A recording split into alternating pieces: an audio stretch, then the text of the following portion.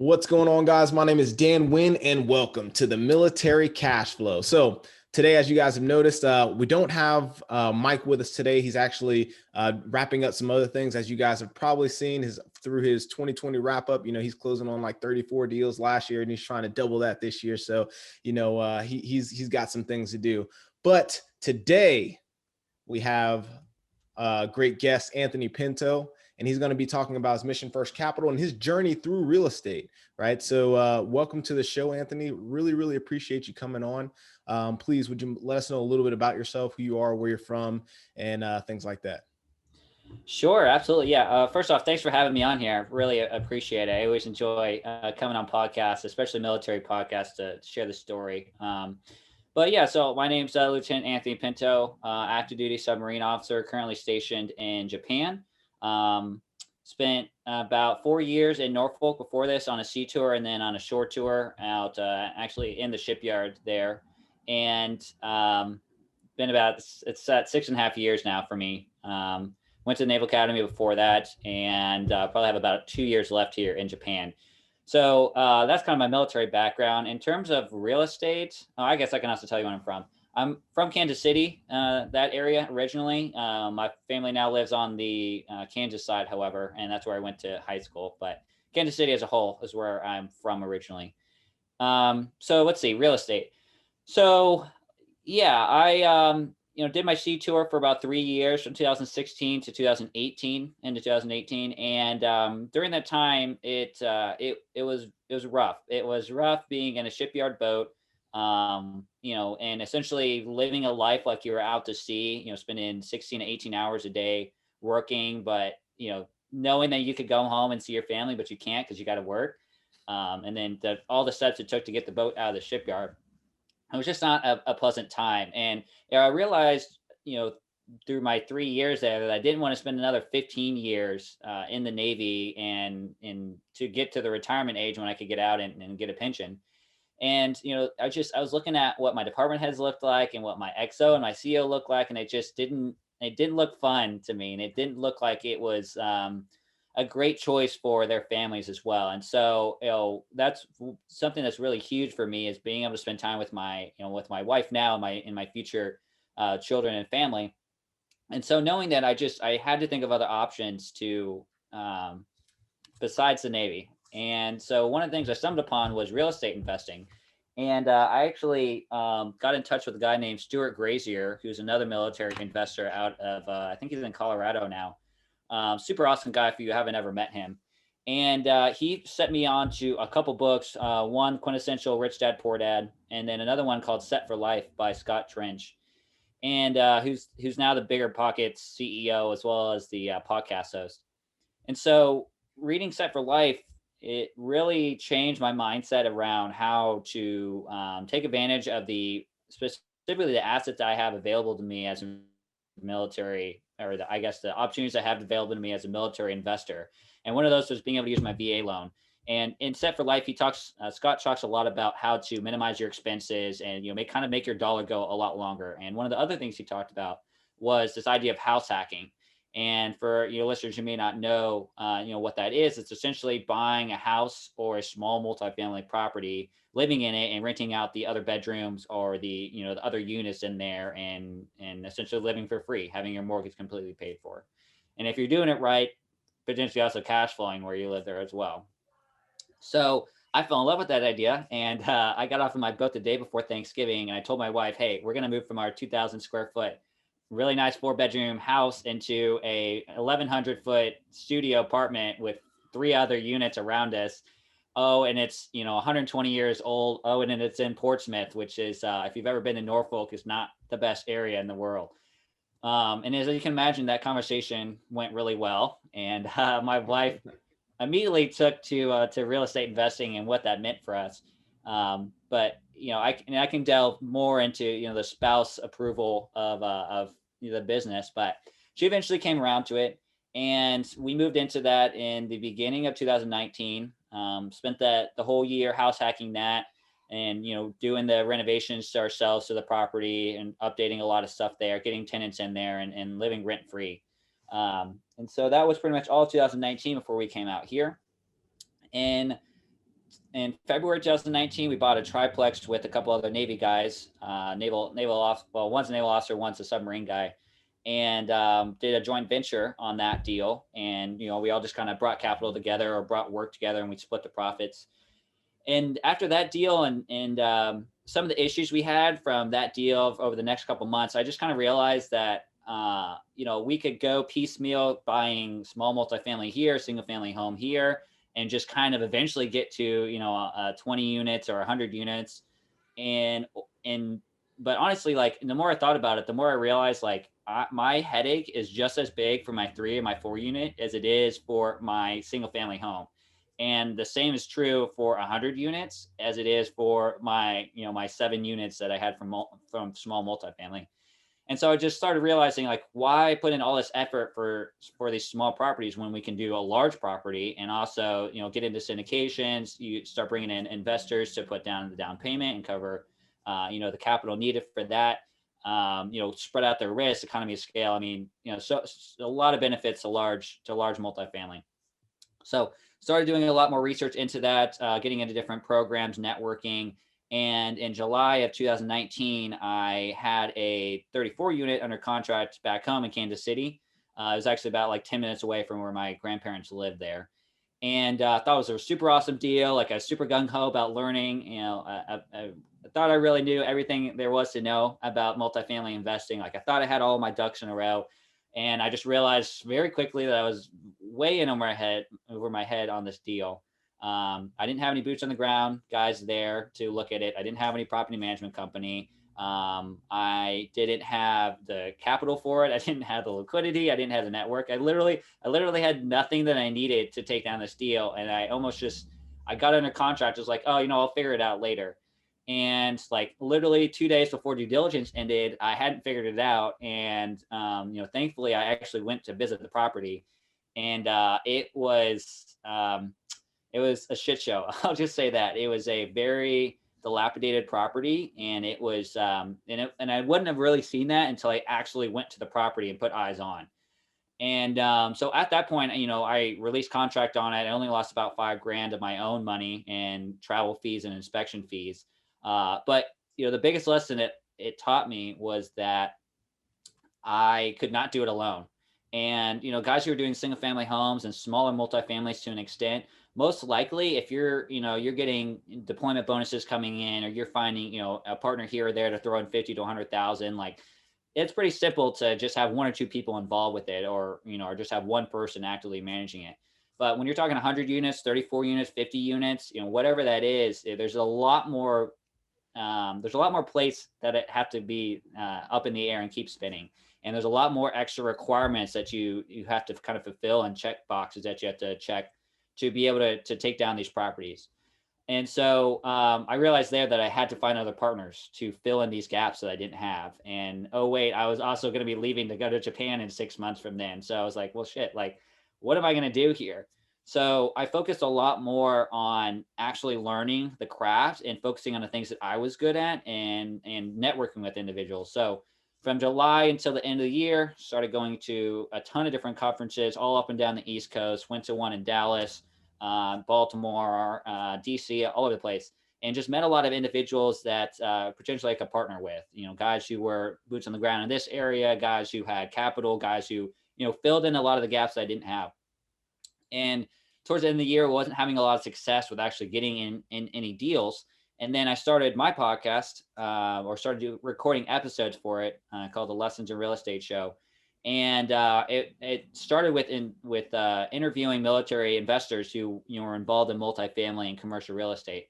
And so one of the first guys that I interviewed for that is now my current partner, and one of the managing partners for Mission First Capital, and his name's Phil Capron. And I had him on the show. We talked. We did his whole interview.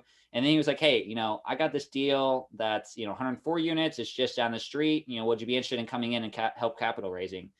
And, I was only about 10 minutes away from the property. So I went and took a look at it, and I was like, oh man, this is like a pretty nice property. Like, how did you, get this on the contract? But long story short, he brought me in on that deal. I raised about 800,000 personally for that.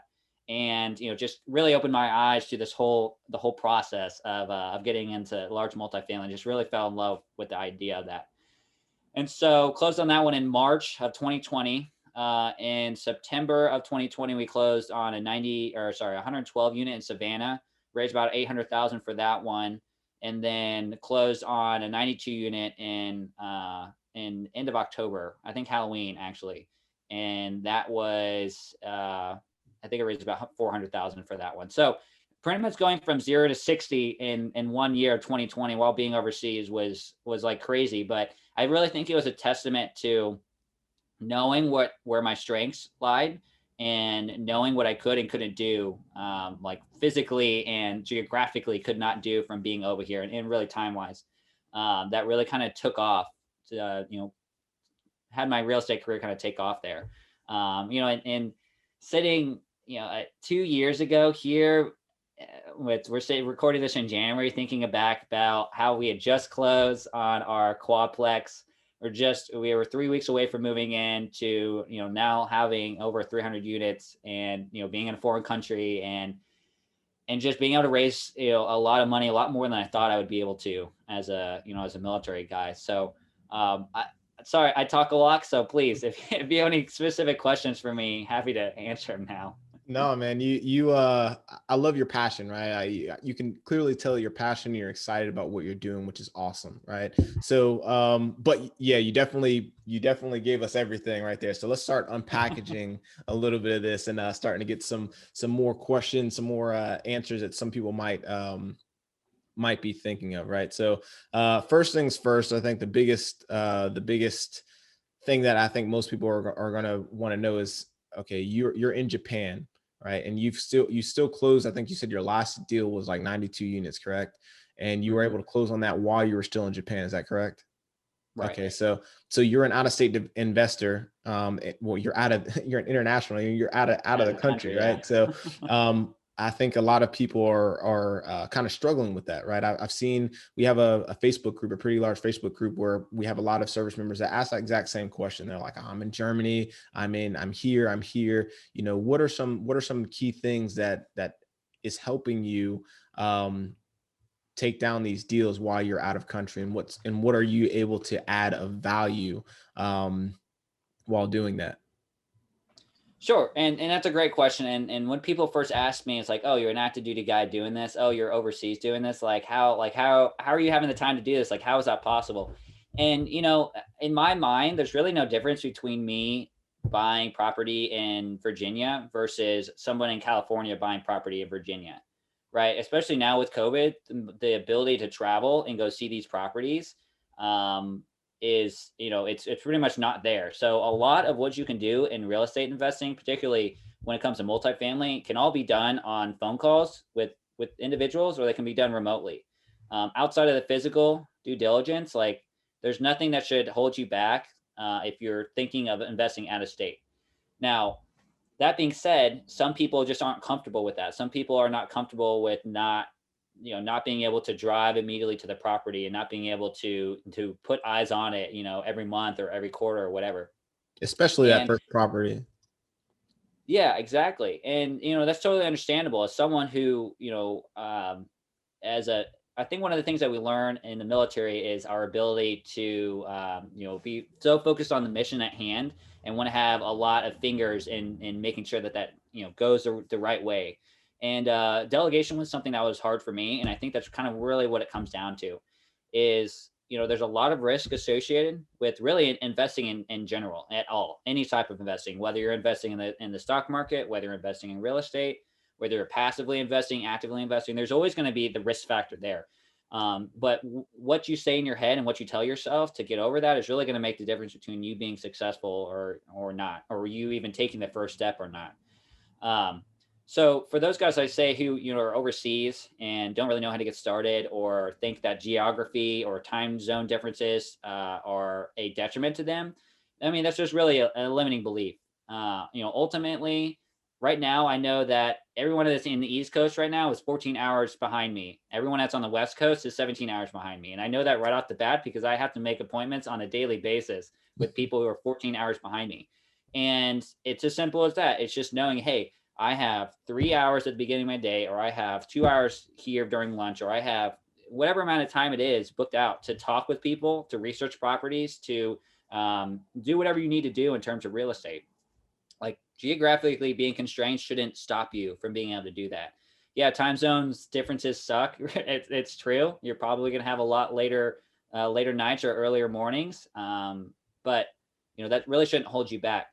Now, the one thing I will say is for guys investing overseas, there's a couple different options to think about. One, you can do the active side of things. You can be a GP on large multifamily. You can actively try to find these properties and take them down.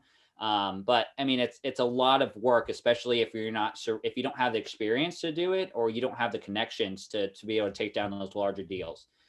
And knowing that, the second option would be to passively invest. And you'd be surprised how many people start by passively investing in syndications, or just, passively investing in general. And by passively investing, I mean that in a syndication, there are two groups of people. There are the general partners who are actively doing pretty much everything it takes from contract to closing. So finding the lending, actually finding the deal, talking with the broker, all of that. And they're taking, a small piece of the pie for a large amount of work that they have to do. And then you have the limited partners who are actually bringing in the capital to this deal. So, for example, on a $2 million raise, you bring 50,000 or 100,000, and you get a certain amount of equity for the deal. And that's literally your only responsibility, is just to bring capital to the deal, and you have limited liability, limited responsibilities in the syndication, and you essentially just get a return on your capital. And for a lot of people who may not have the time because they're getting deployed, may not have the time because they're in another country, or they want to spend a lot more time with family, or fill in the blank on what that what that issue is. Passively investing is an amazingly great way to get exposure to the large multifamily and apartment buildings without having to be directly responsible for it, and still make great returns on it. So that's kind of my advice for guys I talk to who are like, yeah, I'm overseas, don't really know how to get started. I mean, there's plenty of ways to get started. There's plenty of ways to learn. At the very least, there's so much you can do in terms of just learning how to do stuff. And if you're only going to be, overseas for, a year, 2 years, 3 years, that's plenty of time for you to learn how to underwrite, learn how to look at deals, evaluate, property managers in an area. I mean, there's so many things that you can do that you don't have to be geographically in that area. At the very least, just learn. So you're 14 hours away. Your 14-hour time zone, or time difference, 14-hour time difference in a completely different country. And you're still able to close these deals basically by networking, and then obviously your mindset, right? So I think that is paramount to, I think, anyone's success, whether you're regardless if you're out of state or not, just having that right mindset, having the network, and getting after it for the most part. Right. And I think that's amazing. I want to back up to really that first deal though, because the transition between, you said you were living in a single family home, and I probably should ask this first, but you were living in a single family home first, and then you had to figure out how to get your wife on board. You're like, hey, we're going to go and move into this multifamily. You had to get your wife on board and figure that piece out. How did that actually go? I mean, obviously it went somewhat successful, but like, what are some of the things that you did to help bring your wife on board with that? Sure. Yeah, it was a struggle. I will say that. I had spent the last 2 months before I talked with her about that, doing research, getting in the mindset, reading Rich Dad Poor Dad. I mean, it's the mindset alone is huge in how you swap from being, the military mindset of almost being like a worker and a cog in the machine, to being an entrepreneurial mindset and thinking about, how can I make this cog, work for me? How can I make the machine better? How can I make it more profitable, or whatever? And so that was something she hadn't been exposed to, that I had kind of a jump on. And, I went through a number of different iterations on how to approach her about this and how to like really get her on board. Some of the ways that didn't work was trying to get her to read the same books that I was reading. It's like, hey babe, like if you just read these things, you'll learn exactly what I'm learning. Like you'll realize like why we're doing what we're doing is going to make us rich. Didn't work. She was not interested in reading those books at all. Second thing I tried was showing her graphs and charts and like, hey, this is how much money we're going to make, per month. This is, blah, blah, blah, all these different things. pulling pie grass off of bigger pockets when I was analyzing deals, like all this stuff, lots of colors. That didn't work either. She was not financially or numbers minded, and that was the wrong approach. And I just kind of took a step back and I realized, like, from a emotional, psychological kind of standpoint, I think men and women are different, in that men focus more on like the growth and being aggressive and like how much money can I make, and women are much more about the stability aspect of things. Like, how are we going to have enough money to survive the next month? Are we going to have enough food to survive? Like, where are we going to live, type of thing. And so when I started looking at it from that frame of point of view, I really started thinking like, okay, she doesn't really care about the money. Like, we're going to have money regardless. She's caring more about the security that we find ourselves in. She's caring about, can we support having 3 mortgages all at once? She's caring about, are we going to have a house to live in now? Like, we're pretty much uprooting our whole life that we've been in for the past, 2, 3, 4 years, and now moving to another place. And so when I kind of realized those thoughts that she was having, I addressed them. I was like, hey, babe, like, this is a situation we find ourselves in. This is how much money runway we have to be able to get tenants in there. This is how much money we're working with to do renovations and all these different things. Like, we will be okay. Like, we'll move into this new house. We'll make it our own, and just really explaining and sitting down and explaining it to her. But it really, honestly, like, that was great. That was a great first step, but it honestly took showing her by an example of what we were doing was making sense and was actually, good for us and making us money, to really get her on board with what we're doing. It wasn't until we actually had tenants in all 3 of our other units in the quad. It wasn't until we had all of our units filled up by that point, that she was really like, okay, like, we can breathe now. Like, the buildings aren't going to fall apart. We're not going to have tenants, blow up things. And we had issues with tenants, and it's going to happen. It was just the area that we bought in. It just happened. But really just proof of concept for her, and understanding and realizing that we were going to be secure regardless of what happened, and being okay with that and being content with that was really what made the difference for us. Yeah, I think I went through something very similar, and it was just like you said, the proof of concept. I pretty much got one chance to get the first one right, and then after that, after the concept was proven, and she saw that, hey, what's the worst case scenario? Well, one, I had to go through what's the worst case scenario. The absolute worst case scenario is we lose out on X amount of money, right? But still, we're young, we're able to still push through this. And then after that, after bought the home, prove the concept, and it's like, oh, now I can see the whole picture, right? And then we start adding in what you said earlier as well about like designing lifestyle. Essentially, you talked about like designing your lifestyle. I think it just adds the cherry on top. So that's pretty cool, man. That's awesome. And you did mention Stu Grazier earlier as well, and we've had him on a podcast too. So shout out to Stu if you're listening, man. He's a really, really good guy. But yeah, so let's start walking through some of these deals. So talked about the transition over from single family into multifamily, got your wife on board. After that, you said you went into, I think you said you bought another triplex. And then after that, that's when you started to go to the multifamily, like really, really go into the syndication game. And after that, I'd like to start talking about a little bit about Mission First Capital and what exactly you do and how you're helping other service members. Sure. Yeah. So, I mean, the timeline is pretty spot on. So, we did 3 syndications last year, and, one of the things that I really kind of noticed with the capital that I was raising was there was a lot of other military investors just like me, guys who were active duty, guys who maybe had a little bit of change to throw around, saved up through this or that, had money in a retirement account that they wanted to use, but they just didn't really know how to get into the multifamily and like the commercial real estate kind of realm. And so we did a lot of, and I won't get into too technical details, but the offerings that we did were what's called 506B. So it allowed us to bring in a certain number of non-accredited investors in, which is what a majority of military investors are. And, the issue with trying to do 506Bs is that, one, there's only 35 guys that you can bring in who are not accredited. And after that, you can't accept people. And then it's hard to use a 506B when you're talking a 10, 20, $50 million raise with not being able to advertise.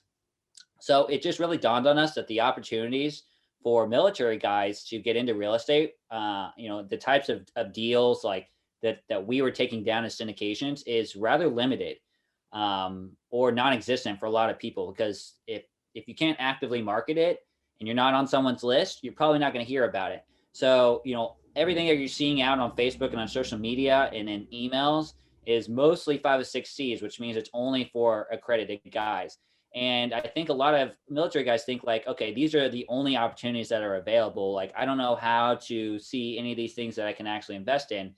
And so it really irked us that a lot of guys were willing, but like we're not able to get into a lot of these deals due to, their financial status, due to the amount of money they had, which a lot of these deals, the minimum is 50, 100,000. I've even seen some that are like 250,000 for a minimum, which is ridiculous for your average military guy to be able to come up with that kind of income.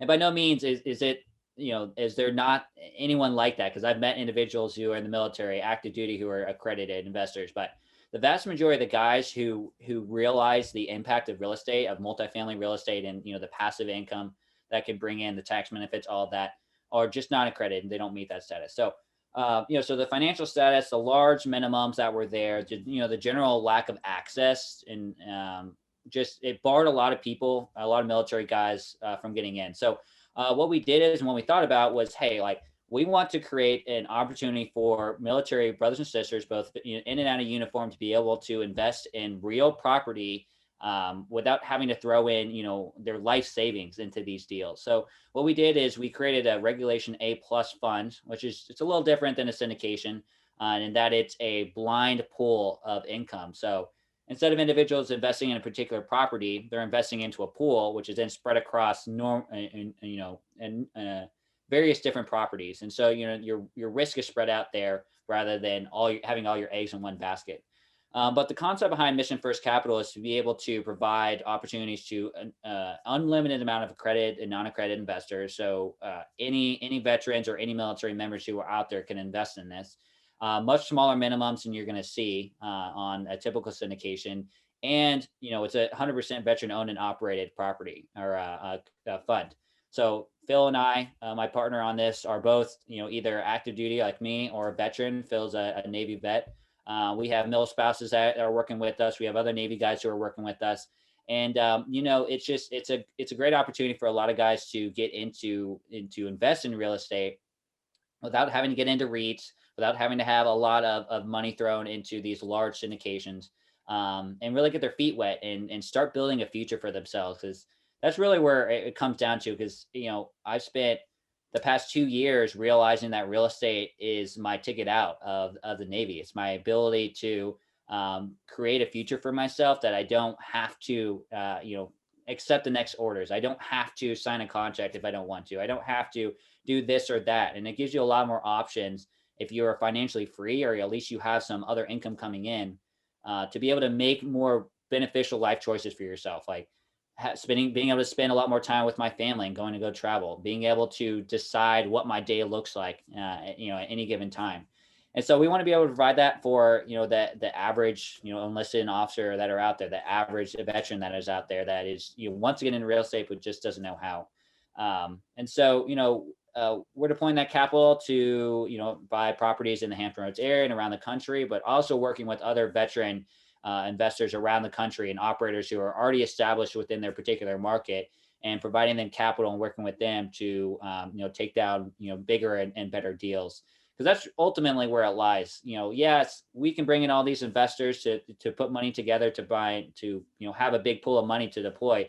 But if we're not working with other operators, other veteran operators who are doing this, like why? Like, we're just like anyone else who are doing a syndication. If we're not willing to work with the very guys who are trying to help, then it's kind of defeats the purpose. So essentially what I'm gathering, right, is the way that you have it set up is similar to how a lot of other hard money lenders lend money, right? But you're not just lending the capital, you're also investing yourselves. Like, so you guys are actually purchasing asset with the money that's in the fund. And then also, I'm assuming if, let's say you don't have a deal right now, or if you have some excess capital, then you're able to lend that out to other service members who are trying to flip or trying to do, I'm not sure if you have any specific specifications with that, with the capital that you are lending, but am I understanding that correctly?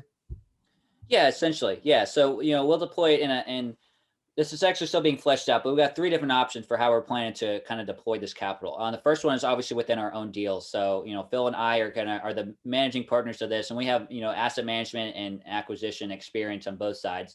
And so, we'll take down deals where we can, but if you are watching what's happening with real estate as a whole, particularly with multifamily, it's very hot market, and it's hard to find good deals anymore in one particular market. But when you're spread out across the whole country, the opportunities are a lot more available.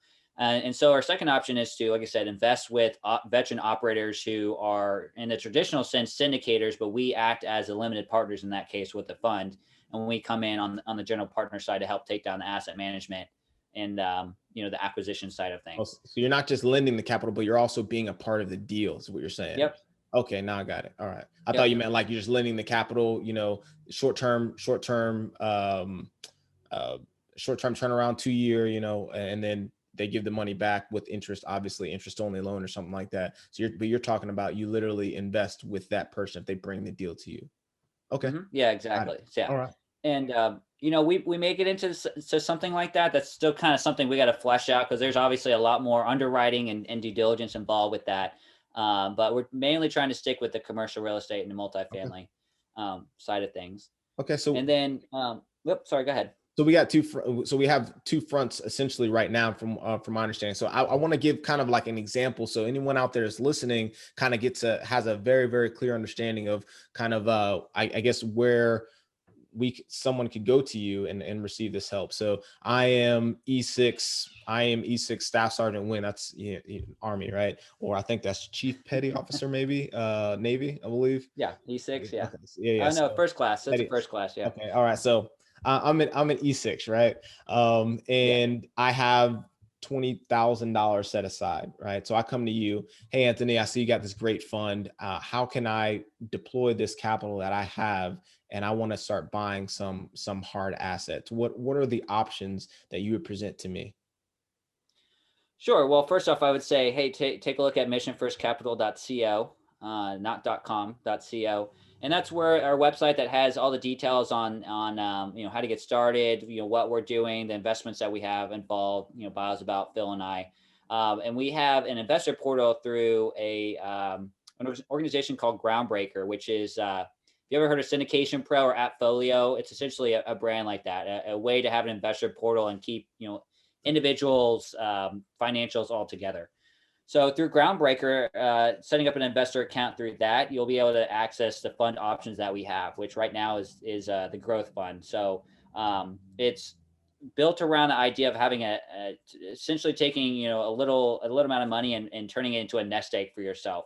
So typical multifamily gives cash flow of some sort, and that's an option that we're working on right now. But the growth fund is more oriented towards putting in a certain amount of capital and getting a set amount of return, a much higher return than you're typically going to see after a set amount of time. So for example, we have a 3-year option where if you want to put in let's call it $5,000, then 3 years from now you get $5,000 plus an additional 25% on top of that, so you're getting back $66,250.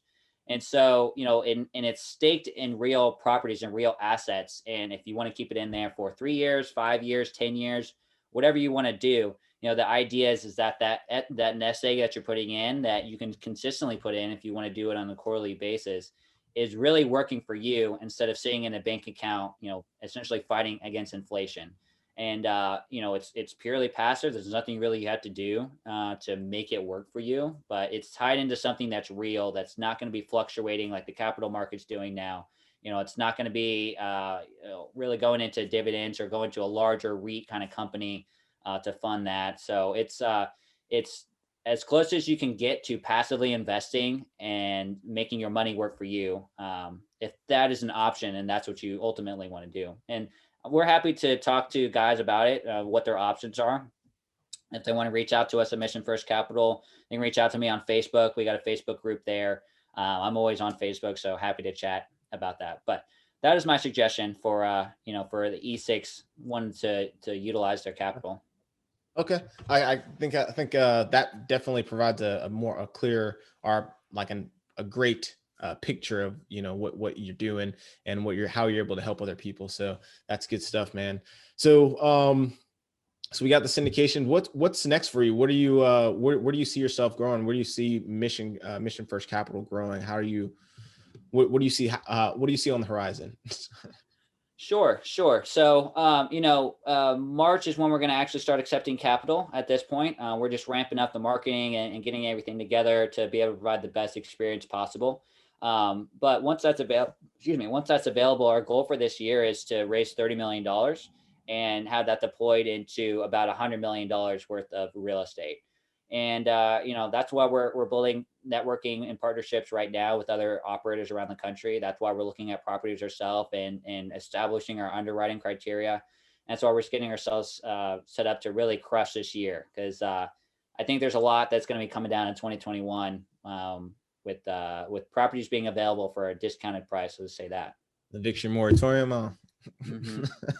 With that ending, I think we're gonna see a change as well. So I tend to agree with you there. So that should be interesting, right? Mm-hmm. So got it. So you guys are continuing to you're trying to build the fund, 30 mil, hopefully deploy it towards 100 mil worth of capital or worth of property, excuse me. And yeah, man, like that's just really exciting. Those are really, really lofty goals. And how do you see yourself getting to that point? Like, is it more through working with other service members as far as like bringing more people into the team, or like what is your plans with that?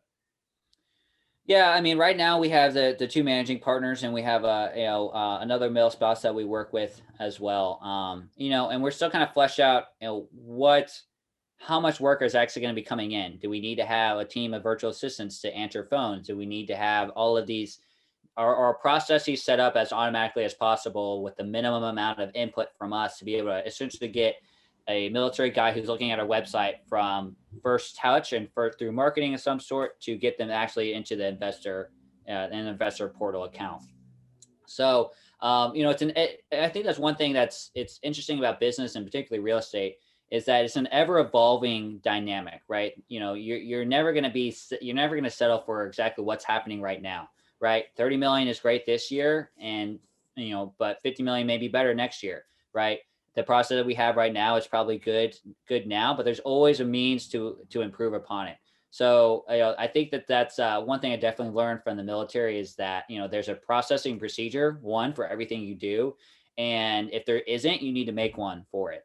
So, I think that's really what's going to take off this fund and make sure that we're, as extremely successful as we can be. But, if there's anyone interested in working with us in terms of they have deals or they're looking to get started, we do have a program we're going to set up probably towards the end of the year through SkillBridge, where we essentially bring people to intern with us for about, 6 months or so, learn the trade of talking with brokers, searching for deals, finding property management companies, how to do due diligence and all of that, training them up and then deploying them around the country in places like Dallas, Tampa, California, Arizona, all over the place, and have veteran satellite hubs set up all over the place that we can then deploy the capital that way, and essentially seed those guys capital. Oh, that's awesome, man. That is awesome, dude. That's awesome, man. So you pretty much already gave your what advice you'd give to any service member trying to get to where you're at, and that's pretty much networking and basically changing your mindset, right? How can any service members out there get in contact? How can any of our listeners get in contact with you? Sure. So you can find me on Facebook, Anthony Pinto. You can also find me on LinkedIn, but I'm not too active on LinkedIn. You can also go to missionfirstcapital.co, and you can find our contact information there. It's really the big methods. Also, if you want to check out the podcast, the Lessons in Real Estate show, or anyone who's interested in coming on the show, we mainly talk with military investors who have experience or are getting started in multifamily and commercial real estate to share their lessons learned and talk about their journey from where they started to where they are now, both in and out of uniform. So happy to connect through there as well. Definitely, man. Hey, so anybody listening, make sure you go check out the podcast if you're trying to find out more about the commercial side, right, and how Mission First can help you out.